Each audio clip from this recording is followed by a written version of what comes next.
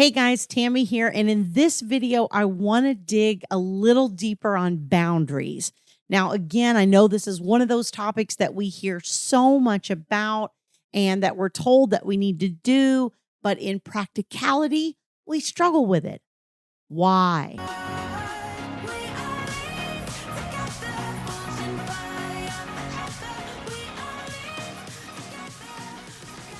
Let me just remind you real quick, if you like these videos and you find them helpful, please click like and also subscribe to my channel so that you get notified as new videos are released each week. Let's dig into the why of why boundaries are such a struggle for us. So it's one thing to be told that, oh, you need to disengage and you need to minimize contact and you need to, follow all these rules of communication, which is sort of what the gray rock technique is, right? And I talked about that in a previous video. If you aren't familiar with that, you can go back and listen to it. But gray rock is a technique that is essentially a boundary technique where we're told to do all these things. And one of the things that I've talked about before is applying that in the correct ways. And because I have seen those techniques get people in trouble with the court because they aren't applying them in the correct way. They're just kind of blanketly following this outline. So you have to really think about what you're doing. But the more important thing on boundaries to me is looking at why we do this. Because the beginning of change is awareness, right? Until you're aware of why you're doing what you're doing and how these patterns and habits developed, you're not going to be able to undo them or change them. And so this is really where my journey started with learning to deal with narcissistic behaviors and learning how to draw those boundaries, was really figuring out why I personally was doing the things I was doing and reacting in the ways that I was.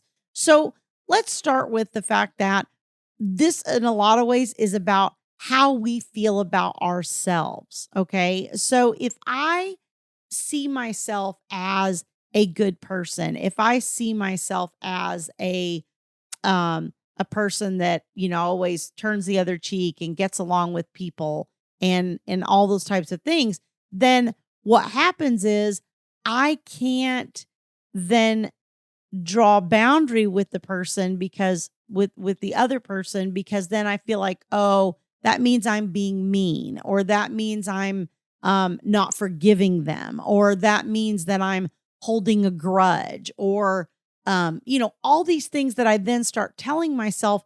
And the problem is that if I'm saying I'm mean, I'm holding a grudge, I'm doing all these negative things, that isn't in line with how I see myself, right? Which is identity, which I talked about in the previous video. Really starting to understand why you're doing it and what framework that you're putting this into that's causing you these problems. Okay, so let me kind of give you a concrete example and hopefully it'll all tie together and make a little more sense. I have shared that in my first marriage, my ex-husband had 3 affairs before I actually pulled the trigger and said, okay, I'm out of here. Now, somebody with a really good, strong boundary may have, after the first affair, said, that's it, I'm done. That's your one and only chance and I'm out. Probably what I should have done, not what I did. It's weird how those things work out because I wouldn't have met Thomas subsequently if, if I'd pulled the trigger after affair number 1. So God has his reasons of why things go the way they go. But the problem with it was not so much that I didn't have the idea that I needed to draw this boundary around the issue, but it was really more around the values that had been instilled in me as a child and the way I grew up. And I've shared that both of my grandfathers were Baptist ministers. And so, divorce was, not an option really in the way that I grew up, in the way that I was taught around commitment to marriage. And so divorce was not an option. And so you have to forgive the other person and do all these things. And that's a great way to be unless you're in a relationship with somebody who's going to consistently step across your boundary and not respect them. And then you have a problem because then what your values are telling you to do and what's healthy for you as a functional human being start to have conflict with each other. What we normally fall back on is the thing that is the most deeply instilled, which is those values and things we were taught growing up. I almost felt like, well, if I don't forgive him or I don't give him another chance, and I don't try to save the marriage, then that makes me a bad person. And I have so many people that will say to me, wow, looking back, I should have left sooner. I mean, so many people say, I should have left sooner. I should have left sooner. I should have left sooner. That's the way a lot of us feel. And one of the things that I have come to learn over the years of doing this is I didn't leave sooner because I couldn't deal with who that made me as a person. I had to stay through to that third affair because that's where the straw really broke for me. And I said, you know what? I don't deserve this. I deserve something better. I deserve somebody who's going to love me and respect me and who I can love and respect. And that's really when it shifted for me. But it took getting all the way to that point and recognizing that, look, I've done everything I can possibly do. I have forgiven the affairs. I have tried to reconcile. I've been in therapy. I've worked on everything.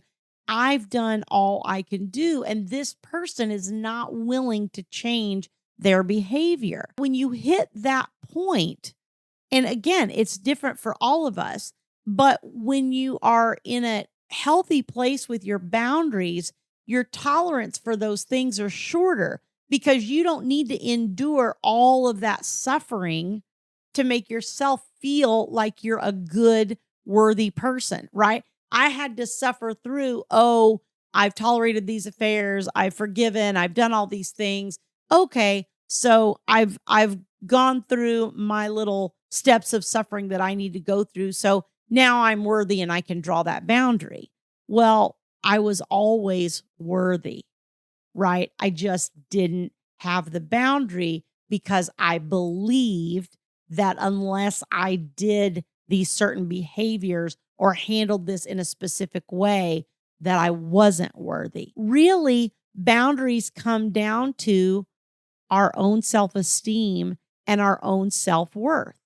And one of the reasons that I had poor boundaries, particularly in my first marriage, was I got married very young, right? At 17. I didn't even know what the word boundary meant. I'd probably never heard it. My sort of needing to be needed in that way and having somebody who was totally reliant on me made me feel more secure, like that person wasn't going to leave me, which is ironic because that's essentially what he did anyway in the end. It's almost like a self-fulfilling situation where you make these choices based on your own feelings of self-worth and self-value.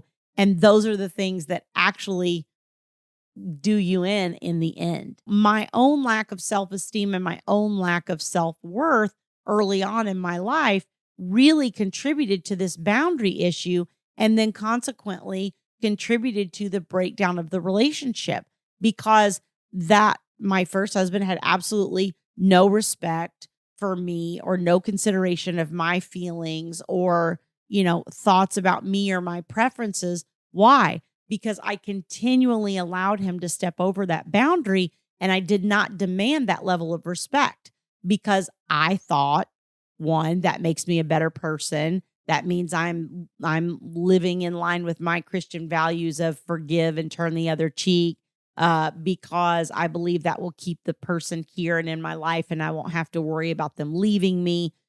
All these different things that are actually not true. When you're caught in this kind of paradigm, you have to really sit down and think through this and unravel it, because otherwise you're just trying to change your boundaries through sheer willpower. If we just take a technique like the gray rock technique and we just say, I'm not going to do A, I'm not going to do B, and I'm not going to do C.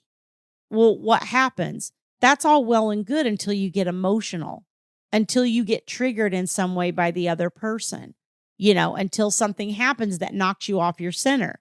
And then what happens? Willpower goes out the window, and your internal subconscious views of yourself and your own value are what take over, and your own habits that you've developed over years of how you behave in relationships and how you view yourself in the world. So, and I know I'm getting a little bit on the philosophical side, but this is so important because the boundaries are not going to stick unless you shift your view of yourself and view those boundaries as something that you're worthy of and that you deserve in the world. And you do deserve it. And let me tell you, there are good mates out there. There are good, honest, reliable people who will love you and treasure you and cherish you and be good to your children and all of those things. And I found that in Thomas. The high conflict person that you're dealing with, or the narcissist or borderline or whatever type of issue you think that you're seeing in your ex, is not going to be something that you can change or heal or fix through lowering your own self and pushing your own self downward. Okay. The only thing that you can do is develop your own self-worth and your own self-esteem so that you start to understand that you deserve better. And hey, look, if you've got this kind of situation, you're modeling for your child how they're going to deal with these types of people in their life. And so I always say, like, this is going to be their parent for the rest of their life. And if you are not having good boundaries with their parent, guess what? They're going to learn not to have good boundaries in their future relationships, and they're going to duplicate those dysfunctional behavior patterns. So remember, your kids are watching. If you'd like to learn more about my coaching services, you can go to divorceuniversityonline.com/VIP, as in very important person, VIP-coaching. I would love to chat with you and learn more about your situation, see if there's any way I can help you out. I'll see you guys in the next video.